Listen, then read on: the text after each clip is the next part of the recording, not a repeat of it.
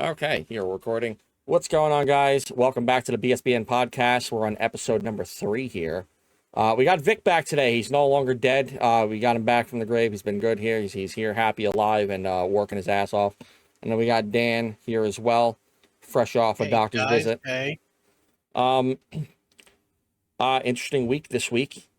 I'm going to jump straight into this Giants versus Eagles game just because I feel like that's like one of the hot topics of the week, at least for me, especially with how much stuff really went on in that game.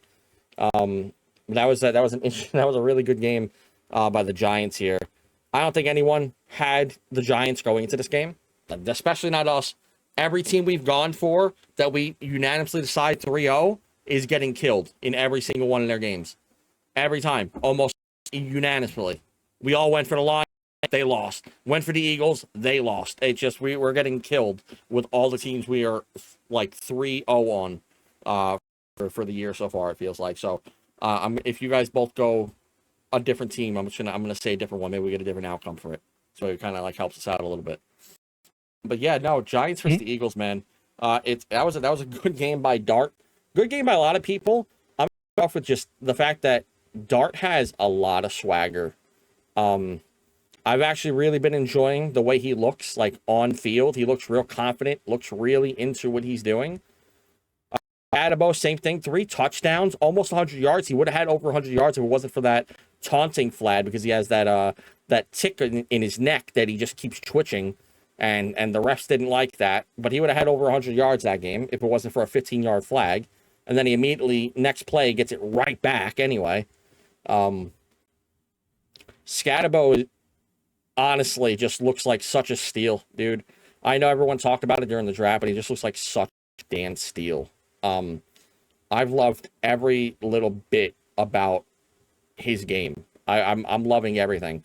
The kid's a truck. He leans in. He is a walking CE.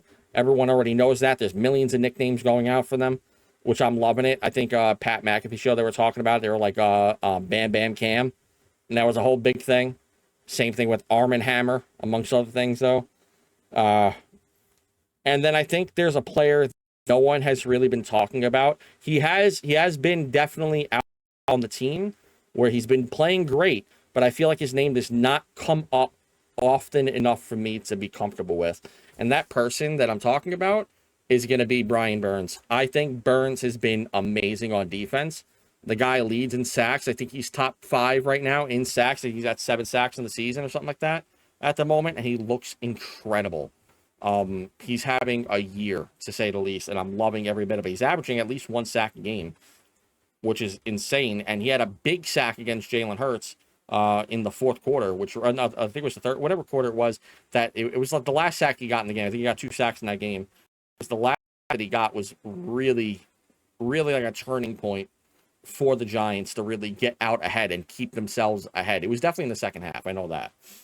But yeah, no, Brian Burns has been great. I'm loving the way that Wan'Dale Robinson's looking on the field. The fact that the Giants went into this game without Malik Neighbors and they have nothing but Humphreys, who's a practice squad player, Wan'Dale Robinson and Slayton. Dart's looking great out there with a not top tier squad in the league, and it looks like all the players want to play around him. He just has that energy, and people want to carry into, like, he's selling you something, and everyone's buying it. He's absolutely getting out there with a squad like that, and he's coming out with results. You know, he did have a bad game against the Saints, but rookies are going to make rookie mistakes. I held it against him last week in the podcast, but I'm going to praise him this week. He played amazing. That was a great game by everyone all around, offense and defensive side. I was real happy seeing that as a Giants fan. It was just really energetic. I've seen so many people that aren't even Giants fans that are like, I watch the Giants because they're fun right now. Fun team in the league to watch. They got eyes all over them. You know, Jackson Dart's encapsulated the entire league to watch and focus on him. And that's insane for me as a Giants fan to hear that, because we've been like the laughing stock of the league for the last while now. And just it's great seeing that kind of energy.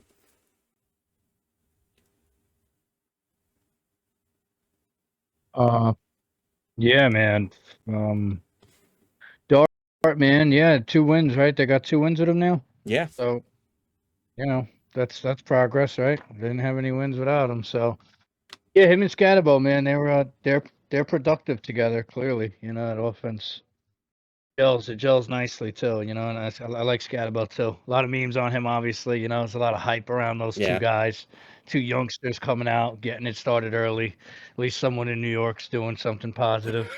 Um, yeah, it's nice. He had his best game. 3 touchdowns, like you said. Love the way he plays too, man. Just puts his head down, literally puts his head down, which is not safe, Scatty. Keep your head up. Um, but yeah, just keeps his head down, runs hard, bro, runs through guys. He chips players. Like he's everything you want in a running back as far as the fundamentals go. He's doing everything he's told and more. And yeah, you see them used more and more. That offense has to kind of run to them now because they don't got neighbors anymore, and Dart's still figuring out that system. Yeah. It's the first time for both of these guys to go out and to be able to produce and grab some wins in a system that they're not too familiar with. And really, Dart brings an energy.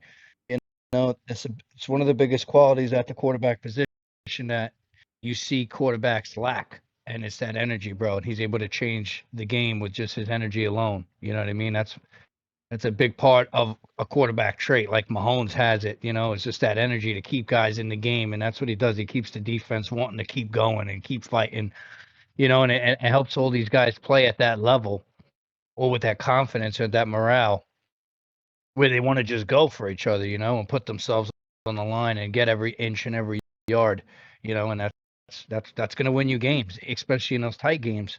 But yeah, they're starting to look good. They are gelling together. Like you said, Burns is to me is the best guy in that defense. Then the Giants really scored with grabbing him, because there's no time like his prime, which is right now. I For mean, like I think you're basically going to see the nothing. best this year.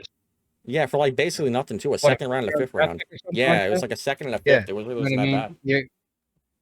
You're going to get the best years out of his career in New York. So they did a good job there, and you're seeing it right now. And that's and he's got young guys like Carter that can look up to guys like this, and he can help mold those guys too. So it's great to have a guy like him in your locker room. Of course, they got Lawrence and they got all these other guys, and the DBs are playing a little bit better now too since starts came around. The defense is starting to look a little bit more solid and compact, and they'll be tested clearly going up against Denver, going up against one of the better defenses In in the the league, league, yeah. and them having a good running back and having Sutton, who didn't have a great game with the Jets now. Got one Not catch. saying Sauce is the greatest corner in the world, but he did a good job of holding Sutton to one catch, Yeah, he or whatever it was, to one decent gain in the yeah. game, So the Giants are going to have to take a little bit out of that film and see how they made Nix get out of his comfort zone, and if they can do that and put up offense, unlike the Jets were able to, and do what they've been doing week in and week out, just relying on Dart. Dart another one too, man. I like to see him. I've seen him slide a few times. He's got to keep putting that slide into focus though, because you can see he likes. He's easy to get out that pocket, and he's quick, and he can use his legs, which is a weapon. But you don't want him to be taking hits, and having those No. concussion protocols, a ball going in the tent, and this investigation thing going on. You know what I mean? So it's like, and then you got to give the ball back to Russ, and then the guys are hyped because Dart's playing with this fire. You know what I mean? That could really cause. So he's got to just do what he's got to do. He's got to get down and slide. I know he wants to get these extra yards, but once you get the first down, just take the first down and keep the drive moving, because all it takes is one hit. I'm sure Scatabo, being his buddy and all, isn't telling him to take a slide. You know what I mean? He's probably telling him to drop his head Yeah, and get it's the just extra 5 yards. full Like, full on. he's a quarterback, man. Like, come on. They need both of you guys. All right, I think you they got a little bit more endurance I on you. think they watched your high school highlight tapes is what they were doing. They were out there watching you. That's where they got their motivation from, you know what I'm saying? Or they were Yeah, watching well, Waterboy. well, I was playing backyard ball, so I Yeah, wasn't I getting know. paid or anything. I didn't really have anything to Yeah, and we lose. were So playing. these And we were guys, playing without the pads. Remember? yeah, these guys need to play the right way, play safe. Play hard but play safe so that they can keep on. coming out and playing because they need both of those guys right now. You take those two guys out of the offense, and I think you're You lose looking a at a lot. mediocre Giants offense. 100%. You know, yeah, I see flashes of Jones and Barkley a little bit in this because they're dynamic together. You know what I mean? Yeah, Barkley ran the whole offense when Jones was there. But right now, you don't got that lackluster neighbors there. Like, you know what I mean? Like, you're lacking in places where guys have to step up, but Dart and Scatabo are able to step up and keep them in the games. And I think that's what's making them play. They're playing their hearts out. So it lets the defense play hard. It lets all these other guys step up and make plays when they have to. So they need to play safe. They need to play smart. Obviously, they got to play aggressive, but they just got to keep sticking with what works, right? What's been working with them right now is that duo right there, and letting Dart go out and do his thing just a little bit more safely. You know what I mean? The best thing about rookies too, man, is like they're like wild cards, man. Like you really don't know. You haven't seen them in the league enough to know what their ticks are and stuff, So he does playing with his confidence and swag. He has an advantage. Like they got tape. This is all what's the word? Improv for him right now. You know what I Yeah. mean? He goes out there and he improvises, and that's hard to read. You can't predict that because they haven't seen him in the league enough. So he's got a little bit of an upper hand on some of these teams. He could go out there and dish out 40 on the ground or dunk it off to Scatabo. They don't know much on him either. So them being youngsters and playing well, it's hard for the league to read. It's going to take them some time to watch film and watch these guys progress in the league to know, like, oh yeah, he likes to use his legs. Like they don't really know that yet. It's only been 2 games for them. Yeah. So there's a lot of potential. There's a lot of uptake, and if they could just keep playing that way, I think they'll help the Giants overall as a unit and a team, just based off of their energy and their vibe and their flow and what they bring to that team, which is to me is energy. That energy is what's generating all the talk around the league right now, but behind these two, and it's what's getting these guys in the locker room fired up. It's not that they ain't got that losing mentality right now. Right now, they're like, yo, we can do all things through Dart and Scatabo, so let's just get on them and see what we can do. And I think that's what's making everybody play good. So they got to ride this out. They got to ride this fire out, and just keep letting them do what they do. Just slide and keep your head up, Scatabo. Yeah, I mean, no, I 100% agree with what Vic said on how the energy that Jackson Dart and Scatabo is bringing right now is the driving factor behind why the Giants are doing what they've been doing. Like, yeah, we beat the Chargers and then we lost to the Saints, but at the same time, the energy was still there in that game, whether you don't want to admit that or not. The energy was still there in the Saints game, but the Saints just played better, and we had a whole bunch of broken coverages on defense, on the defensive side of the ball that the Saints capitalized on. But this game, I think that the turning tide in this game right here, in the Eagles and Giants game, was the Humphreys catch. I don't know how that wasn't deflected, swatted out of his hands, and he came down with that ball, because Dart threw that in between 2 defenders, and Humphreys still came down with that catch. 6'4". I think that, yeah, huge. but still, you have a defender behind you and in front of you, and you're still making that catch. It was an impressive catch from Humphreys' part. Yeah. But the whole offense really got involved, because you also saw Hyatt come up with a catch, or 3 receptions for 17 yards. And I think Hyatt is going to mainly be the factor coming in to where he's going to determine if Dart can get him the ball more often, just like Neighbors, because even though Hyde is small, he still has speed, kind of like Robinson.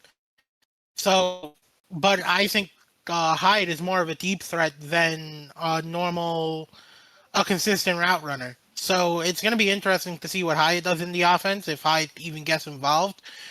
But yeah, Scatabo had an amazing day, 98 yards. He outran Saquon Barkley, and you usually don't see that happening quite often. But it seems like this year, Saquon Barkley has been getting outran every game so far. Yeah, and I don't think they're relying on he hasn't cracked over 100 he hasn't yards. cracked over 100 yards at all this season. And he cracked, and the only time he didn't do that last year was in 6 games. So the fact that Barkley still hasn't had a 100-yard rushing game is kind of concerning for the Eagles. But then you also look at Jalen Hurts, and Jalen Hurts didn't have a bad passing game, but again, the only guy he got involved with AJ Brown and Gobbert. Yeah, the one time I take him Like, out of fantasy, he throws to him. yeah, but even 80 yards and not even one Yeah, touchdown from him. So the Giants' defense played amazing, and then you also have was it Flott that had the interception Flott, on yeah. Jalen? Yeah, it was Flott. He Flott caught with that beautiful. amazing read, coming up with that pick. The defense is playing extremely well so far. I mean, the pressure is getting to the quarterback because we sacked Jalen Hurts 3 times, and we pressured him to make mistakes and everything. I don't know who got the third sack. I think Burns got them in that one. I think Burns has. You can quote me if I'm wrong, but I think Burns got 2 sacks. And I don't know who the other one was. Got 2, and Darius. I don't know how to pronounce his Darius. last. Okay, no, I love him. That's the rookie. I love him. I'm so glad. Like he was another one of the rookie guys that we got. I think it was the 3rd round pick. He's another one that I'm like, all right, I'm happy they put him out here with Dexter Lawrence. He came in because of an second guy, which I don't remember how to say his name, but he came in due to the injury to the other defensive tackle that was there, and he's been playing great so far. I love him in there. I hope they keep him as a starter right next to Dexter Lawrence because they play great together. I'm loving the way they're playing. I love that little duo between the two. But yeah, I think, and then Jackson Dart. Yeah, he didn't have a 200-yard passing game, but he did what he had to do. He got yards both with his feet and through the air. And like Vic said, like Jackson Dart and Cam Scatterbo are two. It's very concerning the way they play the game because they're just, we're going to run at you. They're like a Bobby Boucher type player who just doesn't care and is going to absolutely run through you and just destroy you. But at the same time, it is that concerning factor that, and we saw it this week with Jackson Dart going down again for concussion protocol.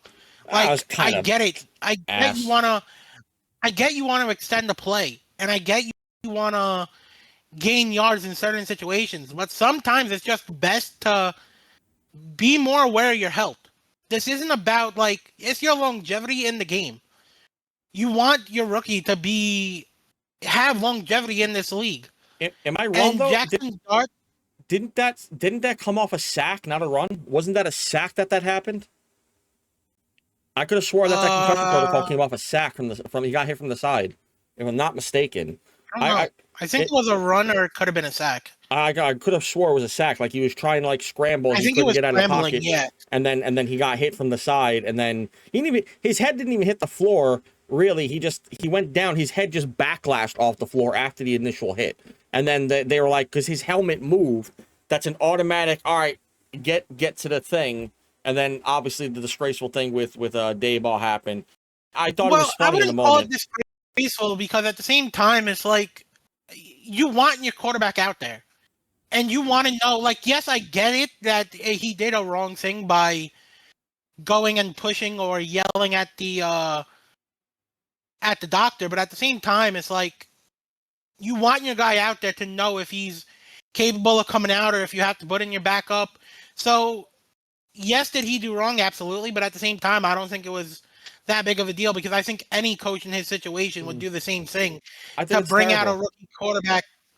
I disagree. I think that's get a rookie quarterback back in there. I think I disagree. Even though I do think Russell Wilson has been absolute cheeks this season. Don't get me wrong, but that's like such a telltale sign that like you're not wanted on the team. You had him come out here. You couldn't even give him the benefit of the doubt for a play. The moment he went down, you were like, all right, yeah, get out there. And then you immediately ran back there as if your season was on the line. You're 2-4. You decided not to have Dart in from game 1. And now you're mad that he's not in for a play yet. Like, you can't rush him back, even if you're excited because you want him back in the game because you're winning against the Eagles. That's great and all, but my dude, you're coming in. Like, what if you have something going on? You're trying to yell at these doctors. Let them do their job. To stop trying to rush this guy. It's the heat of the moment. And you don't know how you would be in that situation. Professionally. And how you would have handled it. Professionally. Yes, but at the same time, it's the heat of the moment. The heat of the moment gets everybody. It's not just... Heat of the moment is for street talk. Heat of the moment is us in the middle of the street. We're about to fight. And I, instead of calming down and backing off. I just swing. Like, heat of the moment is not, I'm in a professional setting. My team is already 1-4. Let me go ahead and rush the career of a rookie who already has problems with staying off the ground. Let me go rush his health back because I want to win this game, because I'm anxious about him being off the field. You brought Wilson here for, even if it's for a play, let him play it down. Stop just immediately going straight to the, and then the Giants fan booed Wilson fairly, to be fair, because, my God, that was a horrible play. He just chucked the thing on the ground, which I was like, what the hell?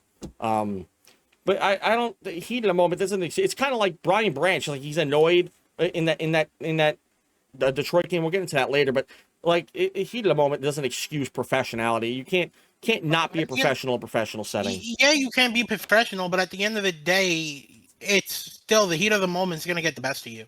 I'm not at acting times. like that. Yeah, okay. I mean, it's kind of because we've seen it a lot.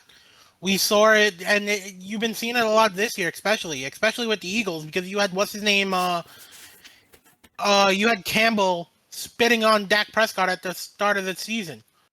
So it's like everybody has their moments. Jalen Carter. Jalen Carter.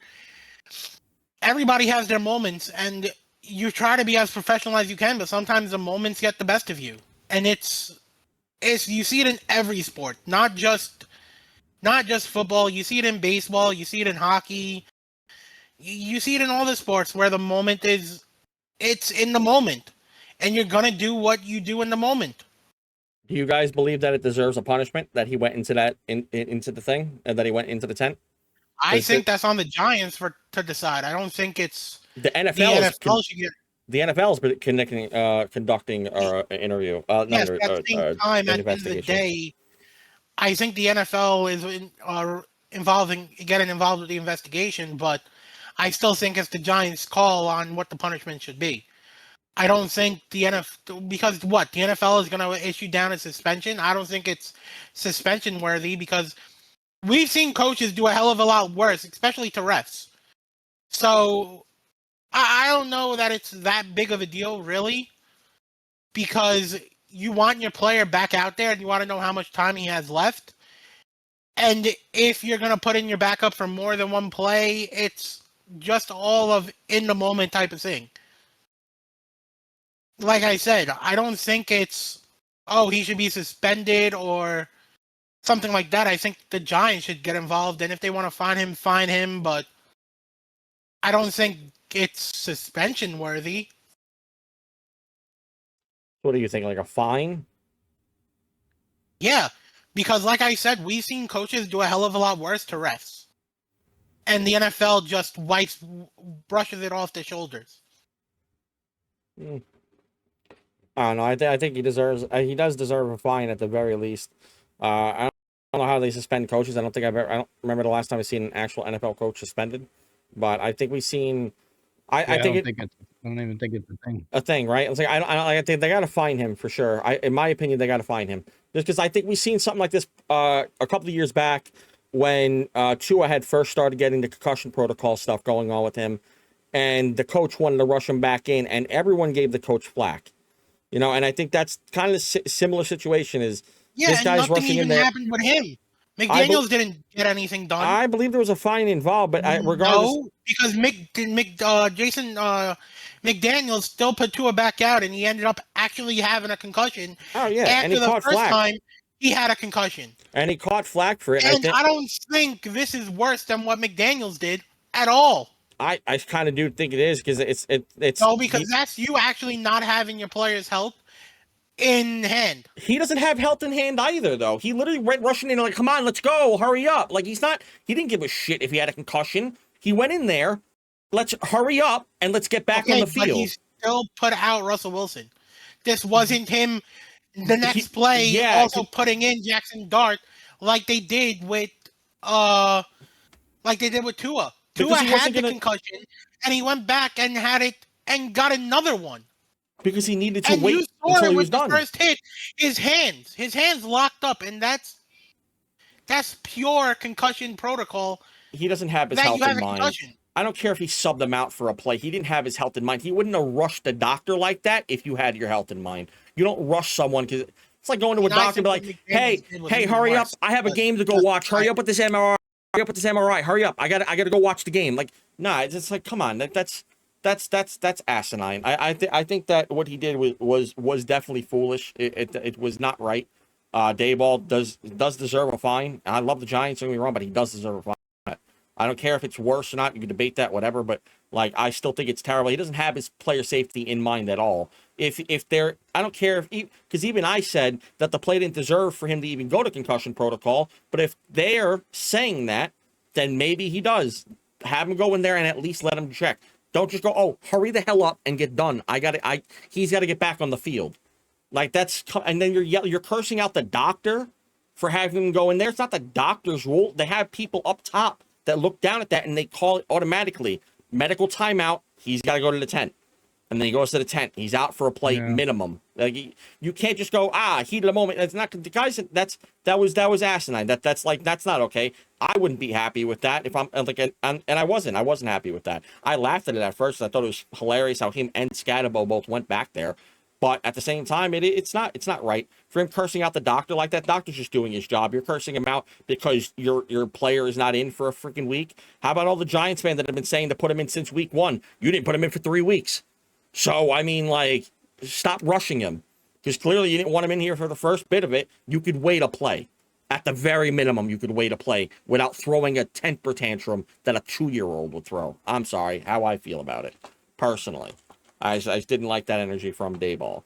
Scatabo went in there as a concerned friend. I still thought that was hilarious just because their bond is just like tight-knit, and I love that about it. That's how I feel about it. But I guess that one other question here I want to ask, and then we'll kind of move away from the Giants real quick.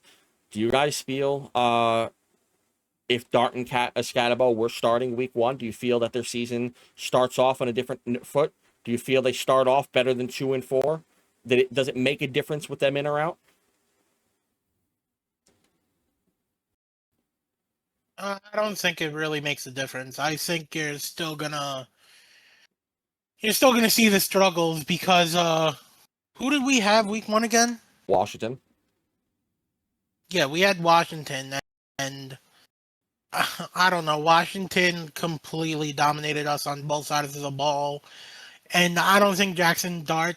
Yeah, he brings an energy to the team, but that Giants team just looked utter disgraceful in that first game. They look horrible. Whether it was going to be your backup or your rookie going in, the Giants just looked absolutely horrible in game 1. And I think the momentum would have continued. I still think we could have seen the same record this time.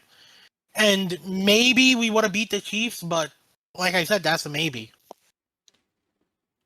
I think they could have gone in and at least beat. I think they could have beat Washington. That was the game I was going to bring up because I feel like Washington, with the energy they had with Wilson in there, it just feels like no one got behind what he was doing. It didn't feel like he was doing anything correct. Like, Dart did things that if I saw Wilson in there, he would have done completely different. Wilson didn't want to use his legs. Wilson's only looking down deep. He's not throwing short plays. He never got the tight ends into the play. Theo Johnson has, I think, more reception now than he had all of this year with Wilson and previously last year with the 3 quarterbacks that were in rotation for the entire season. Like, he's actually utilizing the tight ends. He's utilizing his running backs. He's utilizing his legs. He had Humphreys out there, Hyatt, and Wan'Dale Robinson. And he did better than Wilson did with Neighbors in there and the rest of those guys too. Like, I feel like it could have changed a little bit. I don't know how much it would have, but I feel like they could have gone in there with a better shot against Washington. And then I felt like they could have done better against the Chiefs. Absolutely. Dan, your camera real quick, by the way. But yeah, that's just how I kind of feel about it. I feel like they could have had possibly a better record. I'm not going to say for sure, because again, like, it could have been the same thing. Could have just been a bad result, and then Dart's whole entire altitude just goes down because he's not expecting much. But I think they do better. I think they could have done better with him there. You can look back to the game he had against the Saints. Who's to say that he wouldn't have that same performance against the Commanders or even Dallas? And yeah, the Dallas game, both teams did horrible, and the offense did get involved. and it was mainly an offensive game more than a defensive game. But I think in general the whole play calling was mainly the issue for the first few weeks. And I think now you're seeing them using the playbook more in Jackson Dart's favor because they didn't know what to do with Russell Wilson, like you said. I think that was a factor. But at the same time, going into week 1, yeah, you had the training camp to discuss a playbook behind Dart. Who's to say that playbook would have actually worked like it is right now? Fair enough. All right. Well, Vicky, if you have nothing to add, then I can cut this out of the podcast. If we have nothing to add, but No, I just think that I think they put him in exactly when he needed to come in because they gave him a chance to. What did he come in? Week 3, week 4? What was week it? 4, Week you mean 4? week 4. Week 4. You know, gave him 3. He gave him 3 crucial pro games. And plenty of practices to see what the team was kind of struggling in. You know, there's a lot of homework that he could have been doing in those 3 games. Granted, he was behind sidelines, but still, like, made that much more of an impact for him to come in and display that energy, right? Like, it's more like a saving grace. Like, all right, well, this clearly our option that we initially had isn't working. We need you to come save us. You know, like that sense of urgency to come in and to really thrive on this opportunity to become the starting quarterback of this franchise or just this team and his contract now. Like, all right, like, clearly that's not working. The way Russ is playing, the guys ain't there. Like, gonna come in here and really light a fire, you know. So I think watching teams play, watching how the offense was playing with Russell, watching the defense and what he needed to add to the team, you know, and just taking what he saw in those 3 games or those 4 games and trying to just not do that, you know, and bringing in his own energy and his own vibe into the team, you know, and trying to spruce things up, like not trying to just push the ball down the field. And I'm sure adapting to the play calling to his style, you know, I think they put him in right at the right time. Like, you know, like if they waited longer, they could have started him earlier. Maybe if they would have started him earlier, he would have kind of just been like, yeah, I deserved this and got a little cocky and maybe, you know, underplayed, or he could have excelled. You know, it's hard to say, but I think they put him in at the right time, and he's doing the most with what his opportunity is giving him right now. So no point in looking in the past, right? So, you know, he's got you 2 wins right now. Maybe he could have got you 2 or 3 or 4. He could have started you out 4-0, or maybe he could have started you out 0-4. But, you know, all I know is that since they put him in, they've been playing contention football in almost all their games. You know, and Yeah. Yeah, because that's something they were doing with Russell, other than that Dallas game, right? That one game really where it Yeah. was, you know, which should have been a loss anyway. But yeah, but I agree with Vic. I think you put him in at the right time because say if you did put him in week 1, the Giants could possibly be 0-6 right now if Jackson Dart actually started week 1. You don't know, and it's all ifs at the end of the day. But they started him when they felt they needed to start him, and he learned behind Russell Wilson. He had the help of Jameson Winston too, being in his corner, and I love him, man. I just think you put him back in the right time. He's so good to have on the team, Jameson Winston. I don't want him to trade him. I don't care what he does. Like, he could stay back for the rest of his career. I just want him to be on the team, man. He's so fun to have. The W, yeah, he did it after the game with Dart too. They did it again. They did it again. Center field. They're like, yeah. It was great to see, man. nice shot. I love that stuff, man. He's so good. I love the videos I see him. I wish I would have followed his career before, but like he really just I love all the videos I see of him. I've been watching more. Every time I see a Jameson Winston video pop up now, I'm like, I gotta go check that thing out. I'm like, I don't care what it's about. I don't care if I've seen it already. I just gotta go watch it. My favorite video of him was when he was in Cleveland, and he's trying to get a team to get offside, and he goes, "Why are you not even jumping?" Oh, I seen that. Yeah, I really hope he gets one more chance. Like, I would love to see it. I mean, he I wasn't watched an bad when interview he was on in the him league. in Tampa, And then they were like, well, how's it feel to know that you were the issue in Tampa when then Baker takes them to the playoffs, you know? And he's just like, I'm so happy for the team, you know, and I love that he's like, about it him. just sucks that I couldn't be that guy. I didn't have that skill to get them there, even though we had the team, you know? And I'm like, damn, like that is a guy you want in your locker room. Yeah. You know what I mean? Like, Great locker so room just guy. to see him, hopefully he's able to get one more chance to go out there and like put on a show. Not saying I want any guys on the Giants to get hurt, but like if he does get that chance, I'm all for him, you know? Don't get me wrong. He Football should at the go end of the Hollywood. That's wrong. day is Cincinnati. football at the end of the day, you're concerned about how you perform individually, but at the end of the day, it is a team sport. Like, you're not going to win by just your quarterback going out and performing. You're not going to win from just your top receiver getting all the yards. It's a team game. You're going to need some team leadership like Jameson Winston have on your team to get the team to rally the team all behind you and on the same page. And it happens in every sport. Like, you have these very selfish mindsets in all professional sports across the board. Like, yeah, I get it. You want your individual stats to matter, but what does that say if you haven't won the trophy everybody's trying to win at the end of the year? Yeah, the trophy's a team game. You know, that's a team aspect thing. It's like you can play your heart out and still get destroyed because you're like Joe. We see it every year with Cincinnati. You know, Cincinnati kind of throws that ball up and they they do great, and then their defense kind of lets them up, or the offensive line doesn't hold Burrow to stay up, and then he gets injured for 3. But yeah, I want to get off the Giants. I think Vic's getting the agita in his stomach from talking about the Giants for 40 minutes almost. No, sorry. I'm at the guy making the hat for the Oh yeah, that's BSBN cool. hat getting made for me right now. So Oh, he's that's just so dope. editing the logo and stuff for me. That is so dope. That's fucking awesome. I love that. Oh, God damn it. There's the swear jargon.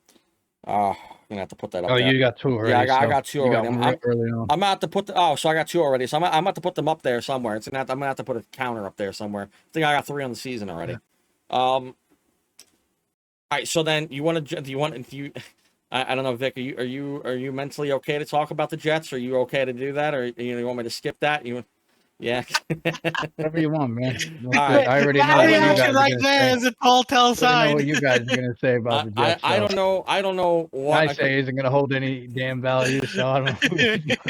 I watched to the be fair, game. whatever we say here is not going to hold any value because we're just friends talking sports. It always holds value. That's Yeah. podcasting. That's all real podcasting really is. A lot of friends just. We could run through them if you like. Yeah.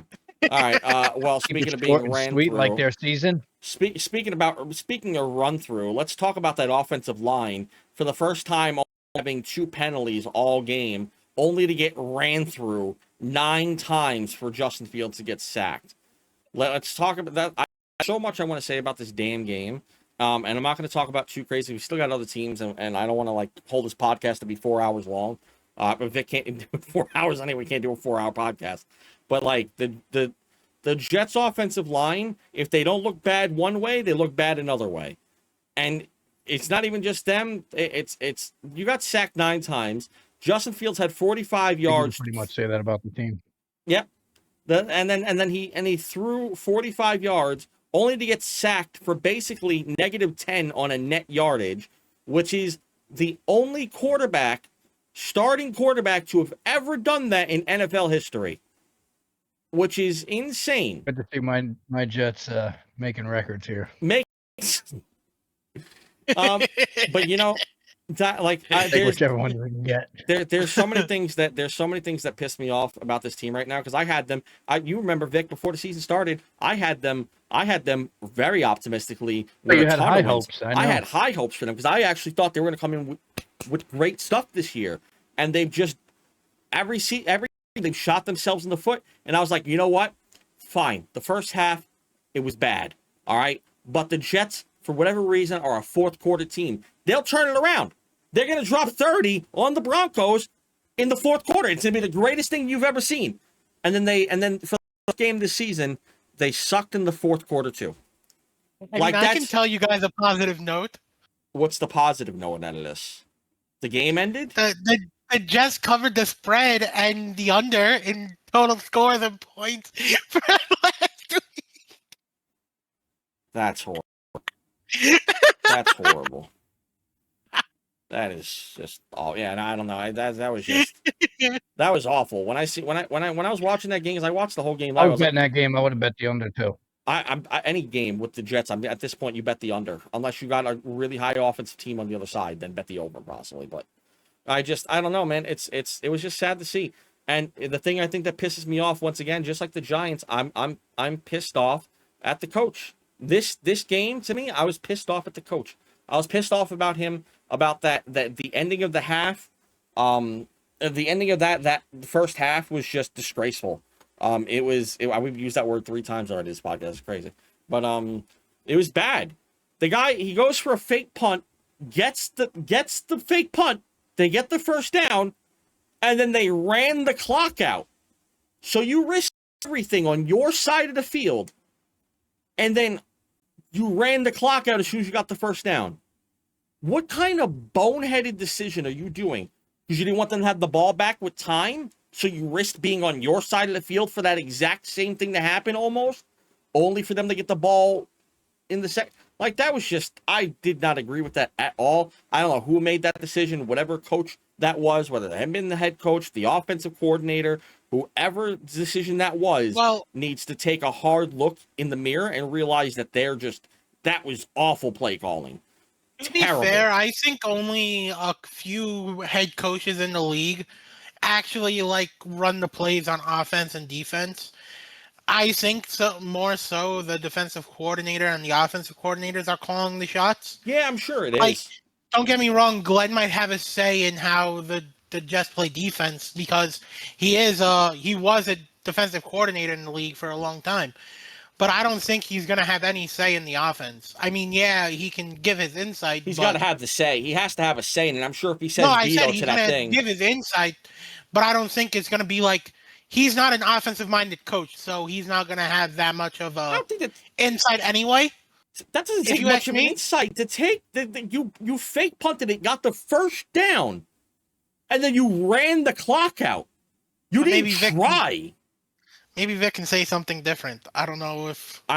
Vic, you got let me hear the inside of the JETS Jets, because I don't know.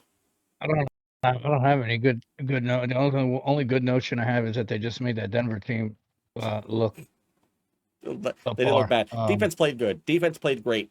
Yeah, that's what I got. You know what? That is the upside of the Jets. The only improvement I've seen on that team is Sauce. Other than that, yeah, it's there's so many things wrong with this team right now, and I had them being a team that was not. I was hopeful to have 500 season, and it's just not looking like that's even going to be. The last 2 times they've started the season 0-4, they wound up going 2-15 and 1-16, which was in 2020, and then that's how true it is. I just burned my leg with the cigarette. It's because I'm bad juju on my Jets who are already bad. Just a lot. The Jets are already stressing him out, even when they're not playing. I'll speak as a very hopeful fan here that these are growing pains, right? And it's a process. You know, I want to put my trust in Aaron Glenn. Clearly, there are going to be issues on the defensive side of the ball, which there have been. There's issues on the offensive side of the ball. There's issues on play calling, and there's issues on coaching. That's what that game displayed. There's issues all around the ball. All right, I could name one instant issue after the post conference. You know, Aaron Glenn said he's holding everyone accountable, and he's taking guys out, and he's cutting players left and right for not doing right. And then a guy asked him, well, is Fields' time done here? Now I get that question's a little absurd to ask, but at the same time, a non-Jet fan or everyone around the league would be like, well, you cut Gibson after fumbling the ball. You ain't going to bench your player for throwing 45 yards and having this kind of start. And he was like, no, what kind of question is that? This is our quarterback. Now, I can get that, but I can see the other side of the coin too. Like, all right, you're kind of being a little bit of a hypocrite right now because you're over here cutting guys that aren't playing well or that are making mistakes, and you got a guy who's underperforming and maybe someone behind him can do it better. Not saying that Tyrod Taylor will do it better, but we did see him in the Tampa Bay game have a pretty solid game with the offense. It wasn't pretty, but, the defense, it was just an all-around competitively fought game. Ultimately, they lost, but there's a lot going on with that team right now. I mean, there's just a lot right now. Like right now, you're 0-6. There's no 0-6, and that division is sadly could still easily be up for grabs if Buffalo still plays poorly, because right Yeah. now New England's in first place. You got Buffalo. Miami's 1-5. Like all it takes is 2 to 3 games of losses and wins, and that division can be very juicy. Even at 0-6, like if the Jets won 3 games and Miami won 3 games, and these top 2 teams lost 3 games, you're looking at a run for first place right now. Like that's where it could be at. Now, I'm not saying that's where it's going to be at. Like they're going to play Carolina right now, and I got them beating Carolina. Like this is the one, right? Who knows? But there's a lot of holes. And Pittman's got big shoes to fill, playing at that guard position, right? It's still an interior offensive lineman, but it's not his forte, and he's got to fill Vera Tucker's shoes. That's their best offensive lineman. They got 2 young tackles that are still growing. You know what I mean? You got a Sampson on the other guard who's most likely coming to the end, or I don't know if they're going to re-sign him. And then there's pieces on defense like Quincy's already 30 years old, Yeah. Quinnen's brother. That's looking as a rational Jet fan right now at 0-6. He's got to go. Trade him. If he can get you a 5th-round draft pick, yes, he's productive. Some other team will get great use out of him for a 3-year contract. He probably won't get a 3-year contract because he's 30. Maybe his numbers of what he's been able to do with the Jets and him not being injured other than this season really will get him that deal. But if he's looking for a 3-year contract, it's going to come off of a trade. Yeah, I think he can get I can see a sign and trade with him for a 3-year deal. Like you can see, like he's got the same kind of feeling. I mean, he's not the caliber of player. He's not a Von Miller by any means, but Von Miller played well into his late. I think he's still in season. Is he still playing now, or is he officially retired? But like, I think Von Miller's playing on the Commanders, no? Is he? Oh, yeah. Well, whatever. Then, yeah, he's still playing. He's well into his 30s. I think he's like closer to 40 at this point. I think he'll get it because he's not asking for money like Reddick was asking for. You know what I mean? That's whole abomination. And he's not getting. And honestly, he's worth more than what he's making with the Jets because of his production. He's been our best linebacker since. I mean, even with Mosley there, he was the best, highest tackler. He's a great coverage linebacker. There's a lot of pros to him, and he doesn't get injured. So if I was the Jets, I'd get rid of him for a 5th-round draft pick. And honestly, Breece Hall being traded has to become a reality now because it just does. It does. It makes total sense now. Like in the beginning of the season, as a Jet fan with Breece Hall. Yeah, it does because he's a good back, and he's going to be so much better somewhere else. That's why it hurts me to say that. He's going to be a way better back on a different team than he is on the Jets because they just cannot get that offense going. He's a back that can receive the ball. He's fast enough to get to the first line of the defense and break through the hole. Yeah, he can do it all. He just doesn't shine in New York's offense, and he's already got his injury out of the way. You know what I mean? Like early on, which to me, not a lot of running backs go through a whole career without that ACL injury. Let's be real. The fact that you can get it over early is a good chance like you're going to flourish the rest of your career. He ain't going to do it in New York, and they could probably get a 3rd-round draft pick for him. It makes sense to just get the capital right now because right now you're looking at a very bleak, maybe 5-win season. That's me being generous now at this point. Optimistic right now. Yeah, it's, you know what I'm saying? Like 5 or 6 wins is doable with the left of the schedule that is left, with the first win coming against Carolina because, I mean, I don't think they got an easier team Carolina's other than that. Been playing. I know. I'm saying, looking at the schedule, you know what I mean? Like looking at the rest of their schedule, that's one of the weakest teams that they can grab a win off of. No, yeah, I agree. And you only got till week 8 or 9 to get rid of these guys. Quincy has to go. Sherwood's picked up his play at the middle these last 2 weeks. Wait, you guys also play the Saints. Well, the Giants lost to them, so let's not look like a joke almost. You know what I mean? And then so it's like I can't even call them an easy team because the Jets are the worst team. So it's hard to be like, it's a winnable game.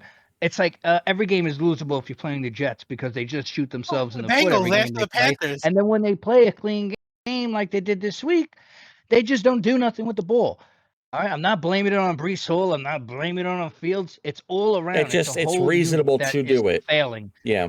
Yeah, it's convenient to blame it on Fields because he's only got 4 touchdowns and he's only got 45 passing yards. It's convenient to blame it on Glenn because they're 0-6. It's convenient to blame it on Brees because even though he's having a pretty decent season with the line that they got and with the horrible offense output that they're putting out there. So it's like, it's easy to point the finger at everybody. Ultimately, it's going to come down to Glenn. And Glenn keeps stating that it is going to take time. Like in Detroit, it didn't take a season. No, it took it took a 3 while. years for that team to become a contending team. Granted, they found Goff and Goff fit the system. It's going to be the same way, man. Not only It's that, gonna then take the some year time. after that, they got Gibson. They got Gibbs. Yeah, so use this season is a growing pain. It's a learning process, Jet fans, whoever's listening out there. I know. I knew this was going to be a tough season. I didn't think it was going to be this bad of a start. So it's hard to watch them still play. I'm not going to not have hope in them.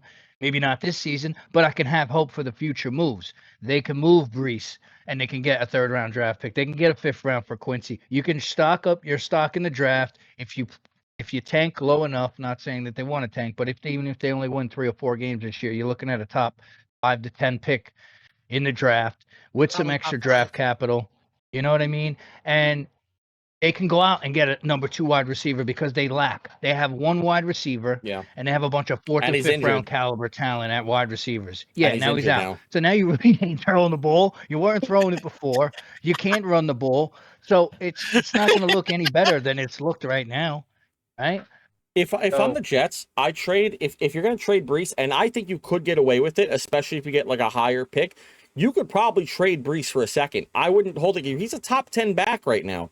He's a top statistically. I don't know. He's a top 10 back statistically right now, and I think you could trade a 2nd-round draft pick right now for him, going to someone like a 5-1 team. My biggest candidate that I'm right now. I'm looking at teams who I would trade him to. He can go to the same. He can go to the Pittsburgh Steelers. Because Warren is okay, but you could put Brees behind there and really do some numbers back there with him. But do you think he's going to want to play with Aaron Rodgers? That's the question for that. You don't know how bad Aaron Rodgers is. It's not his choice. And they don't have a great relationship. So if Aaron Rodgers would be against it because I know they didn't really gel too great there. But yeah, maybe they could get a second for him, but they'd have to work for that second. I think you could also get I think there's teams that will give you a 1st for him. Oh, I don't know about that. No, a second to me was even stretching, but I think you can get him on Steelers. I think you can definitely get a 1st for him. The Steelers, and the second choice I would have, actually 3 choices. Now thinking about production, then yeah. Three choices for me would be the Steelers, the Minnesota Vikings, or currently because of the injury and just because maybe not. Why the Vikings when they have Aaron Jones? Because it's Aaron Jones. I'm sorry, Aaron Jones isn't really hitting it for me. Oh, has he done anything this season? I don't really know much about Aaron Jones doing anything this season. He really hasn't had much productivity in my eyes. I haven't checked his stats or whatever, but I'm not putting Aaron Jones over Breece Hall. And do they even have him anymore? They have Jordan Mason. Okay, and Mason has 323 yards with 3 touchdowns already. I would still take Breece over that. You could absolutely take Breece over that and do work with him. I feel like Breece would be a way better name over there than Mason. You could do a lot more with him. Having Breece being able to ground and pound that game there, and you could use Mason as a 3rd down back or something like that. That would be incredible to have. Yeah, I don't feel like that's I think that's one of those teams you can go to. And because of Omarion Hampton's injury, I feel like the Chargers could use someone like him as well to kind of split up the game between Breece and Hampton, unless you're just trying to play that one down back. But I feel like because of the Detroit Lions, you have teams that make a lot of sense would send them to the Chargers because then they would just get rid of Najee. Yeah, they'd have to be willing to pay Breece though, because Breece is going to want a 4-year deal. I'm sure, but make money. I'm sure, but these guys aren't really making that much money anyway. The running backs, even if he wants a 4-year deal, he's not getting quarterback money. He's getting $10 million a season. I can see another team him going to too. Oh, Carolina, the Jaguars. I was thinking of them too, but I kind of like that kid. 18. The Jaguars. Yeah, I like him and Etienne Jr. That would be a crazy running back duo. That would be a good running back duo. I don't disagree with that. You could send him there. There's plenty of teams that could take him. Honestly, I think the game has been so run heavy recently. We've seen it with Carolina and Dowdle and whatnot. Fantastic. We'll get into that in a little bit, but like Dowdle has been playing amazing, and I feel like you could have teams that do need these backs, especially someone like Brees, who is, to me right now in my eyes, like I'm thinking about the running backs, and statistically, I think he's a top 10 back in the league right now, if not top 15 maximum. Like there's no. Sorry, minimum. At the least, he's in one of those positions. Yeah, and the thing is, you haven't seen him at his best yet, bro. Like, I think the ceiling is so much higher than it could be with the years. Give with him the a Jets. line. Like, Give because him a he's line. a versatile back. Yeah, you know what I mean. He can go out and catch you a 40-yard out pass and more somebody. I've seen him do it plenty of times. He's very great hands. He's fast. He's strong. He's not a juking back. He's gonna run through the hole and run you over. And if he gets through that, he's got the speed to get to the sideline. He's the Bijan Robinson that talent Bijan Robinson at the right team. You know what? And if the Jets could use that as leverage, let's do it. That second round. We'll make the trade here official, and we'll call the owners for it. So we'll do Brees Hall and Quincy for Kayvon Thibodeau, and we'll call it even. And that'll be it. You guys. The Jets would probably do some dumb crap like that too, honestly, because they need depth. That's another. Yeah. I don't even want to keep getting into it, but it's like they're so bleak on the ends. They went and they picked up interior linemen. They cut most of them. They kept 3, 2 for Louis. They got Phillips and Williams, and then they got nothing else. They got Johnson on the outside with McDonald and nobody behind them. He had a great. Still refused to get rid of Clemens, and they have no one behind those guys. There's no Clemens. Clemens is starting when someone's hurt. Like, that guy is horrible. He's a penalty machine. He's dirty. He belongs in prison. That guy does not belong on a football field. Right? That guy shouldn't be playing football. That guy is like a special teams, just go out there and crack somebody type of player. Like, man, there's so many holes, and I feel bad that Aaron Glenn has to go through this again in his career. He had Dan Campbell with him to help him do it. Now he's going to have to do it on his own, and I'm hopeful that he is going to do it on his own. It's just it ain't going to be this season, and it probably ain't going to be next season. It's probably going to be in like the 3rd or 4th season where the Jets come out and have a double-digit winning season, and they have all the pieces put together. It's just that's the process, and a Jet fan shouldn't be surprised because we've been waiting since 2015 is the last time we had a winning season with Ryan Fitzpatrick, and before that it was with Sanchez to actually make the playoffs and actually contend in the playoffs. So, like, we just have to wait a little bit more, man. Yeah. I don't disagree with that. I think, there's definitely some interesting trades to go after. I'm assuming in the draft, as a Jets fan, you're looking towards the wide receivers position, like you said. And then what else? Like, for me, I still say offensive lineman. Well, in that wide receiver room that Garrett Wilson, Lazard, Tyler Johnson, and none of them are really doing anything. I put Arian Smith. Smith. These guys. No, it's not really. They're too. It's too much. I would take a guy born from 49ers. That guy's a nobody, and he's been dogging. Like, yeah. Like.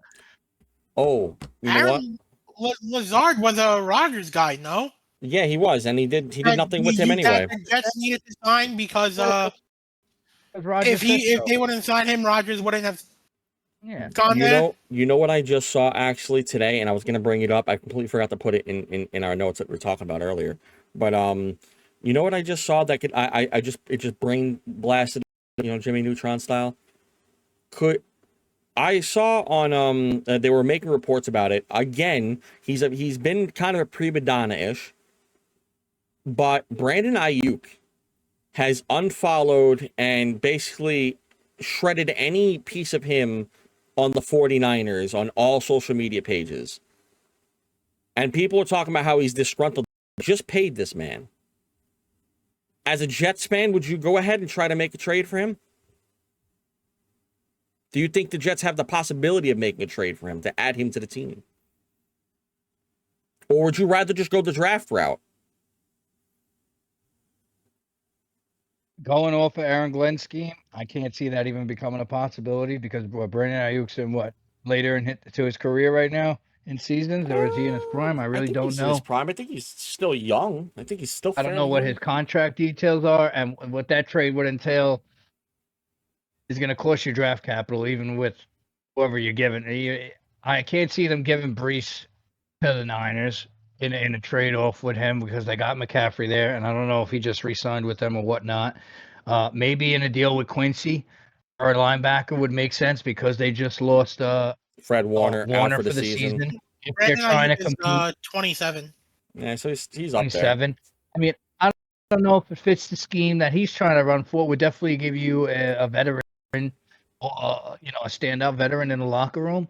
I think a more sensible trade would be for Quincy to go there for that, just because if they are trying to contend for playoffs and they do find themselves and they need that linebacker with Fred Warner being out, that is someone that can fill the role and fill it instantly and make an impact instantly on that defense.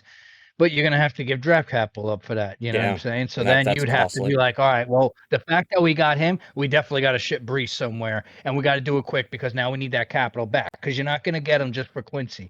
No. You're going to give him Quincy, you'll get him, and you're going to have to probably give up like a second-round draft pick or something, second and a sixth maybe or something like that just because of the production that he's had in the 49ers. Maybe not this season because of injury or whatever, but they're gonna have to give up for that, and then you're gonna have to know you're gonna have to get back from Brees so that your next draft class, where you look to add maybe another receiver and some depth at these other positions, isn't so bleak and grim. Because they didn't really have an amazing draft this season, other than that tackle, which was a need and a must, and I'm glad. I think he's played all right so far. But that's about all they've been able to grab. I've yet to see their corner that they grabbed. Really play. He hasn't really got the reps, so it's something I could see, but not a Brees Hall trade. It would have to be capital, and the only thing that would make sense is giving up Quincy, and Quincy would have to be 100% ready to play, healthy. Because that's a role he could fill. That's the only one that would make sense if there was a trade to be made on that front for the Niners. Because they do need another wide receiver there. Because I think Garrett Wilson right now being like a great receiver, I think in order to push him to the next level, you need someone there on the other side. They can't do nothing with it. It's very, all right, he's either running, it's a read option, or it's going to Garrett. That's it. So. Agreed. All right. Here, I actually wanted to hear this. I don't know what I wanted to move on to next, but I kind of wanted to talk about, oh, you know what? Actually, this is a good one here. Just because I think the fans and the entirety of the NFL has been talking about this since the draft. You could already know where I'm going with this. The Browns versus Pittsburgh. The Browns get 9 points, and they passed it over 57 times with Dylan Gabriel. 57 times. I actually don't even know the complete stats on that. 57 times they here. I'll exact 52 times. 52. Okay, I could have swore I remember them saying 50. He was 52 for 29. Or he was what? 29 for 52. Okay. All right. I just wanted to make sure there's something going on there. It was okay, so 52 times. 6 times. So I'm gonna ask the question that the entirety of the NFL has been asking since day freaking one. Do we and when do we possibly see Shedeur Sanders in action? Because you know what? For me, he did get sacked 6 times, and I watched the highlights on that game because that wasn't a game that I actively watched. I was watching the Cowboys and the Carolina game at that point in time because I thought that was going to be the best game of 4 o'clock for me. For some reason, this kind of hit for me, and I was like, I'm going to watch that game, and it was great. If you were a Carolina fan, you got to be happy about how they did. But do you like Dylan Gabriel? Did anyone watch the highlights or the game for that? Like, did you like Dylan Gabriel? Do you keep him as your starter? Really? That's crazy to me. Yeah, no, Dylan. He's the guy. You don't think right? It's like put Shedeur in next game. Like I think Shedeur's chance is coming soon, and he's been graciously waiting for it. I haven't heard him bad mouthing or nothing really lately. Nothing. And you know what? That's good on his part because I honestly think he's going to come out and he'll capitalize on that offense and he'll get the job that he really wanted. As that he thought he was going to come out in that first round and everything went sideways. Ultimately, you're going to get your chance to start. It's going to happen. This guy isn't the way. I watched some highlights in that game. If you throw the ball, you shouldn't even be throwing the ball 57 times to have no success in throwing the ball 57 times. No. It's absurd. That they even made him throw the ball 57 times. Like the play calling clearly, like what were you trying to see? What he could do with almost 60 passing attempts? Like he's setting the guy up for failure as it is. I mean, I think Shador's time is coming, and I think I think he'll be the one to finish the season too. Whether he struggles or not, I don't think they'll set him up. I don't know what their plan was that game, to throw the ball 57 times, man, with a kid. It just didn't make No, any I sense to me. I agree, and I we do. could possibly see. I I think think it's a we great can time for it. possibly see Shador, uh, either at the half next week or starting I say from the New start England him. game. I say start him. Against Miami, start him. This is Start the him. perfect time. This for me. This is the time. Your stretch of lineup right now is not easy, but it's is less challenging as it's probably going to be, because you're going up against Miami this Sunday. Then you have the Jets right now, who's in a calamity of issues at the moment, and they're one of the worst defensive teams at the moment for passing. Go ahead and utilize him there. Then you also have the Patriots, and they're probably the best team out of the four they're going against, because the Ravens, their defense, as we know already, has been dead in the water, absolutely dead in the Team fell water. off the face of the planet. Face of the planet is now. It's like, come on now, like how much of this was actually just Lamar Jackson carrying this team at this point? Because what's going on? Why are you guys 1-5? What's going on? I don't care if you have Cooper Rush in. You're 1-5. Something's got to happen there. Then they go against the Ravens, and then a struggling Raiders team and then it gets a little bit, because now you start versing the tougher teams. You got the 49ers, obviously the everlasting amazing Titans. I would like to see him versus the Titans though, because I want to see that Cam Ward versus Shador Sanders matchup, because I think they were kind of rivals. They were rivals going into the training camp, and I want to see them, not training camp, before the draft, and I want to see them going up against each other, because they were the predicted number 1 and 2, and I want to see them kind of go up against one another. So that would be fun to see. But yeah, you got a good 4-game stretch coming up, or even 5-game stretch, you want to count the Raiders as well, where they can grab some wins, whether they need to or not. I mean, I'm sure maybe if you're a Browns fan, maybe you're just tanking at this point to try to get something else. But this is a good point to kind of pull. 1-5, you need to get some wins. Well, I mean, who knows? I mean, some people want to tank. Fans might want to tank, and just go, all right, you know what? I was 1 loss away as a Giants fan. Think, screw it. Just don't even put Dart in. Just leave B and then just have it be that. That's it. Or just start him and just play him, whatever the case is. But Right out there, he's been sacked 25 times so far in 6 weeks. Game Ward. Oh yeah, that line is that's another one here. A lot of these guys. I think the offensive line has been an issue for a lot of these teams. It's sad to see. He also, even when he hasn't been sacked though, I haven't seen much of him that is like screaming to me. That's like, like it's not. I'm getting very much Marcus Mariota vibes from it. Just like the way I'm seeing him play. Just not it's not up to I wish they had par. the Marcus Mariota that was playing a couple of weeks ago. I know, right? That was definitely a better. You know what? Now let me take that back. My bad, Marcus Mariota. I apologize. You got more of like a Will Levis kind of thing going on here right now. But yeah, no. What's your guy's name? What's his name? Come on, your favorite guy in Madden. Oh, come on, Zappy. Let's get Zappy. That's who the Jets need to call up. They need to go get Zappy in here. Play him. Guaranteed they will be 11-6 in no time. Bailey Zappy, baby. Super Bowl bound. Let's get it. I'm calling it. That's what they need to do. 100%. Okay. No, but I would like to see some I would like to see Shador Sanders start this game against Miami. I don't care. You could hate him because of his personality, whatever the case is. I don't care. I don't, because you know what, we've been calling Jackson Dart swag, like he's got the swagger. I understand that people like Dart over Shador. I did too. I wanted him over Shador. Not gonna lie to you. I said this before the draft. I said I want Abdul and I want Dart. Those are the 2 I wanted in the draft. We got him. Super happy. I love both picks. But I just think that Shador has not been giving the shake yet. If you want to say it's personality reason, whatever the case is, that's fine. I understand that he is cocky, but I do think that he has whatever we just saw with Dylan Gabriel is not it. And I kind of want to see what Shador has to offer in the weakest part of your schedule. Show me something, because the Browns need it. The Browns over any fan base, I don't care who you are, the Browns need it more than anyone. They need hope. They need something going on in their life that isn't just misery. Yeah. They need something going on there.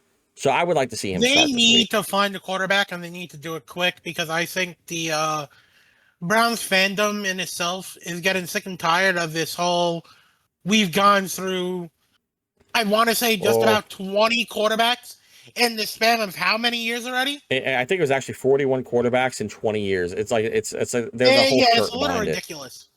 It's insane. Start him. Start him. Just move start on, him up. You move on from Baker so quickly, because why? And now look at what Baker's doing. That was the biggest mistake. Who did they trade him for again? Who was it that they traded him for? I don't Watson? Even know. Deshaun Watson was the guy they replaced him with, and now where's Deshaun Watson? No. They didn't trade him outright. They traded to the Texans for. Yeah, they didn't trade for him, but I'm saying, I think they made him walk during free agency. It's like you decided to bring in Deshaun Watson because you wanted to get rid of Baker Mayfield. Yeah, and now Watson likes going for massages, so. Yeah, and he enjoys being on the sideline.